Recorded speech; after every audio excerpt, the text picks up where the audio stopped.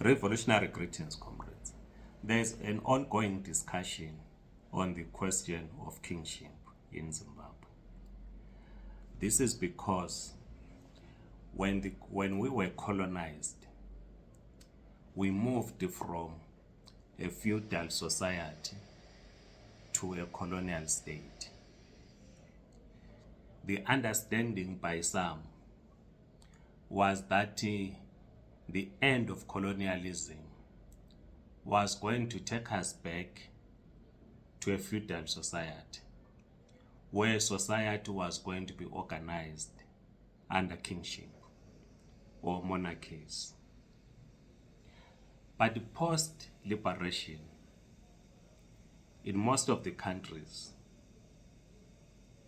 we established republics, meaning that the people would elect their representatives, being it councillors, members of parliament, senators, prime ministers, presidents, through a common roll. Because the monarch is not elected, or the head of the monarch is not elected, there is a way of deciding on who becomes the head of the monarch, or a king or a queen, if the sitting monarch vacates the throne, in most cases through death. So it is only the family, the royal family, that will decide on who becomes the king or the queen. Then the mass of the people or the subjects get told who the next king is. We're also experiencing something different, though it's not cannot be placed under traditional leadership. The Pope just passed on. There is a process of electing the new Pope. Millions of Catholics are not part of the selection or the election. So the Roman Catholic has its own customs and tradition on selecting who becomes the next Pope. And we hope that we are going to hear in the next few days or few weeks who the new Pope is. So in the African tradition, not only in the African tradition, globally, a monarch or the head of a monarch is not elected. When Her Majesty Queen Elizabeth passed on, before her burial, King Charles had assumed the throne because he could not leave a vacuum. But it's different from other cultures where you need to firstly go through the mourning ceremony, including the burial, the mourning, thereafter you can decide on who becomes the head of the royal family. In the most of cases, post-liberation, monarchies are now ceremonial, because when kingdoms were destroyed through colonialism, the liberation struggle was not necessarily to bring back the feudal system of a governance, where the king is the head of state and the head of state and controls the government. Yes, in Eswatini, it's a different thing, because Eswatini is still a kingdom. The king controls everything in Swaziland. is different from Lesotho. In Lesotho, the king is the head of state, but not head of government. Just as we had in 1980 to 1987, where in Zimbabwe we had a ceremonial president, the late Kenan Banana, and Mugabe was head of government. So the ceremonial president did not control the army. This is why Mugabe, as prime minister, could authorize the training of the 5th Brigade. Kenan Banana did not have those powers. It was ceremonial. Kenan Banana would not give anyone land, would not give anyone a business license to operate in Zimbabwe. He could not dish out a mining license to a mining company that wanted to mine or to do any business in Zimbabwe. He was ceremonial. So the king in Lesotho is ceremonial. But in Swaziland, it is a different thing altogether. In South Africa, almost each ethnic group has its own monarch, its own king. I'm Ndebele. The Ndebele have their own king. The Zulu have their own monarch. The Xhosa have different monarchies, as we know, in terms of their ethnic groups, though the umbrella Xhosa, but they have the vendor and so forth and so forth. All these are ceremonial. Yes, it is only in KZN where the king would address, I think that's the opening of the professional legislature, would address the legislature. But he is ceremonial. Right. So, KwaZulu Natal is a province of South Africa. But in 1994, there was a special arrangement that was done in terms of recognizing the monarch to get the IFP to contest the elections. Now, in Zimbabwe, you have traditional leaders known as chiefs. They've got the we have traditional leaders council, right? But in the last few years, there have been people that are advocating for the restoration of a kingship. We've seen the Khumalo family. Yes, there's a contestation, as is the case, on who is the rightful heir or who's the rightful person to be the head of the Amantunga in Zimbabwe, in Matebele land, or in Mtwagazi. We've seen Monomtapa, someone saying is the Monomtapa king.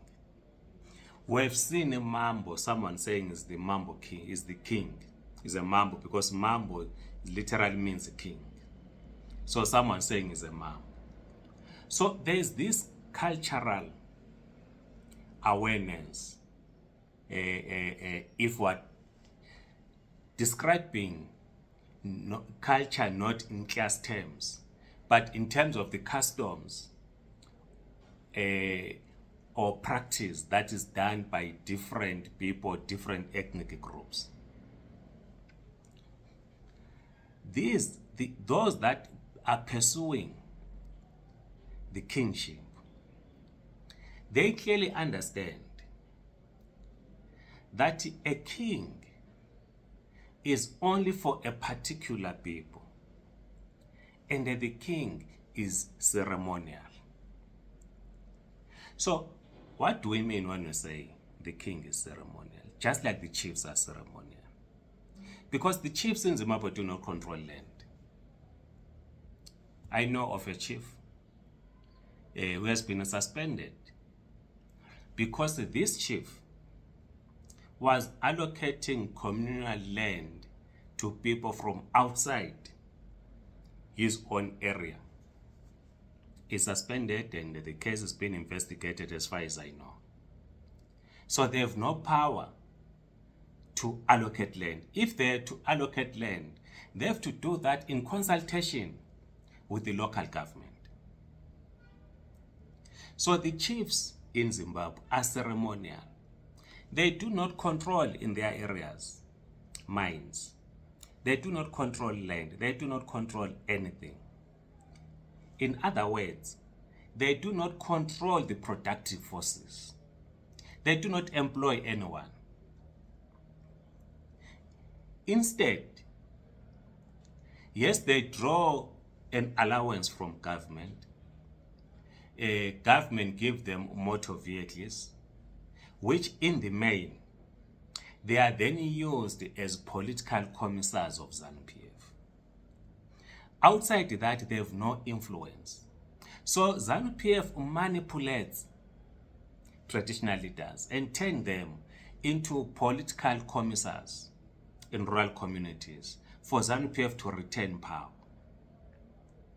So when people advocate for a king in Zimbabwe, they clearly understand that is ceremonial. People will simply wear their cultural regalia, sing songs of praise, carry knob carries or whatever they want to carry, whether they do the intaba bafana, whatever, right? That's the only thing they want to do. So they do not, the king that they are advocating for will not pass any legislation, right? Will not have the army, will not control the police. In other words, will not be near state apparatus. So as communists, we are engaged in a class struggle to dismantle the capitalist system of production. So the king or the chief do not control the productive forces that want to dismantle. They do not. They are just ceremonial. So our fight